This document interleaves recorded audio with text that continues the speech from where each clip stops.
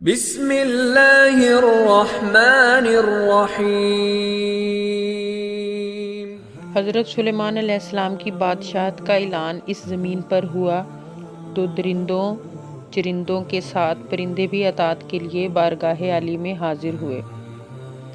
انہوں نے حضرت سلیمان علیہ السلام کو زبان داں اور محرم راز پایا تو جان و دل سے آپ علیہ السلام پر فدا ہو گئے، اپنی چوں چوں ترک کی اور پیغمبر خدا کی صحبت اختیار کی۔ چند ہی دنوں کے اندر اندر سب پرندے بنی آدم سے زیادہ فصیح و بلیغ زبان میں بات کرنے لگے۔ حضرت سلیمان علیہ السلام کے دربار میں کیا چرند کیا پرند سبھی حکمت و دانائی کی باتیں کرتے۔ یہ اصل میں اپنی خلقت کا اظہار تھا، غرور یا شیخی کا اس میں دخل نہ تھا، اور ان باتوں کا مقصد یہ بھی تھا کہ پیغمبر خدا کو تعلیم و ہدایت کی جائے اور تبلیغ کرنے میں کچھ مدد ملے۔ ایک دن دربار لگا ہوا تھا اور معمول کے مطابق حاضرین دربار اپنی اپنی بولیاں بول رہے تھے۔ علم و حکمت اور دانائی کی نہریں جاری تھیں۔ اس روز پرندے اپنی صفات اور ہنر بیان کر رہے تھے۔ آخر میں ہدہد کی باری آئی۔ اس نے کہا، اے علم و حکمت کے بادشاہ، مجھ میں ایک خوبی سب سے ادنا ہے، صرف وہی عرض کرنے کی جسارت کرتا ہوں۔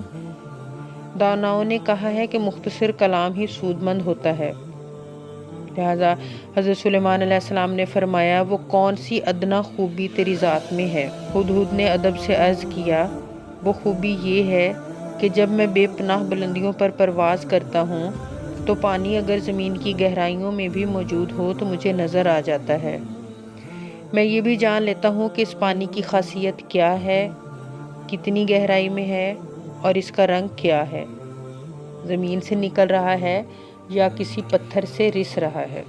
اے پیغمبر خدا، تو مجھے لشکر جرار کے ساتھ لے کر چل تاکہ پانی کی ضرورت پڑے تو میں نشاندہی کروں۔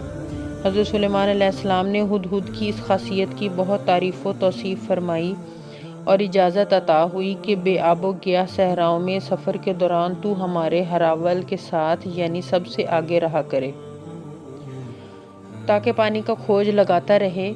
ادھر بری عادات والے کوے نے جب سنا کہ ہدہد کو ہراول میں شریک ہونے کا اعزاز حضرت سلیمان علیہ السلام کی جانب سے عطا ہوا ہے تو مارے حسد کے سیاہ پڑ گیا اور انگاروں پر لوٹنے لگا۔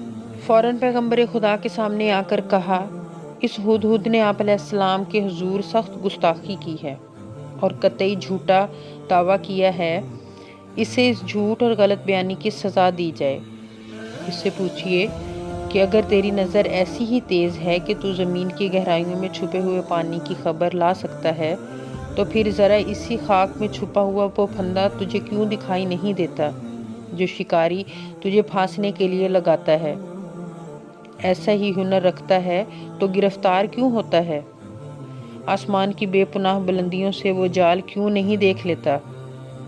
کوے کی یہ بات سن کر حضرت سلیمان علیہ السلام نے ہدہد سے کہا، اے ہدہد، کوے نے جو بات کہی وہ تو نے سنی، اب اس کا جواب تیرے ذمے ہے۔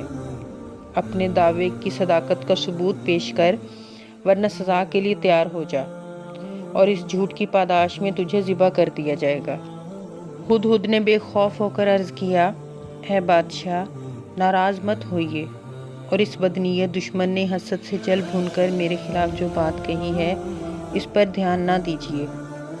اب رہا یہ سوال کہ مجھے وہ مٹھی بھر خاک میں چھپا ہوا پھندا کیوں نظر نہیں آتا، تو اس بارے میں کیا عرض کروں؟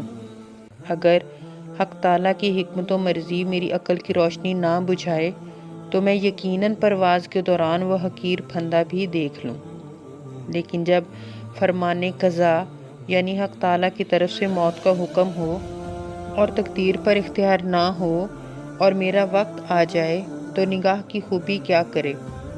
ایسے موقع پر عقل کام نہیں کرتی، چاند سیاہ ہو جاتا ہے اور سورج گہن میں آ جاتا ہے۔ میری عقل و بصارت میں یہ طاقت کہاں کہ فرمان خداوندی کا مقابلہ کر سکوں۔ حضرت سلیمان علیہ السلام اس بات پر بہت خوش ہوئے اور ہدہد ان کے عسکری لشکر میں شامل ہو گیا۔ ہدہد کا کام بے آب و گیاہ زمینوں میں پانی تلاش کرنا اور دور دراز کے علاقوں کی خبریں لانا تھا۔ اس واقعہ کا نتیجہ یہ بھی ہے کہ جب قوموں اور افراد پر عذاب الہی ان کے بد اعمالوں کے سبب نازل ہوتا ہے تو ان کی عقل اور بینائی سلب کر لی جاتی ہے۔